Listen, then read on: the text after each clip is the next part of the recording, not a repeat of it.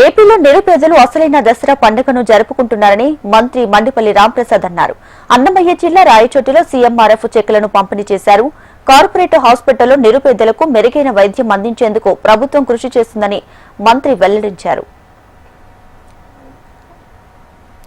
గౌరవ ముఖ్యమంత్రి చంద్రబాబు నాయుడు గారు 4వసారి పదవి చేపట్టిన తర్వాత ఆంధ్ర రాష్ట్రంలో ముఖ్యంగా నిరుపేద కుటుంబాలపై దృష్టి సాధించి పేదల యొక్క ఆరోగ్యాన్ని ఒక ప్రయారిటీగా తీసుకొని కేవలం ఆరోగ్యశ్రీనే కాదు, ఎవరికైతే తక్షణమే ఆరోగ్యం కోసం ప్రైవేట్ హాస్పిటళ్లకు వెళ్లి ట్రీట్మెంట్ తీసుకుంటారో వాళ్ళ కోసం గతంలో మాదిరిగానే ఈ పర్యాయం కూడా chief minister relief fund program ఏదైతే అది విజయవంతంగా చేపట్టడం జరుగుతా ఉంది.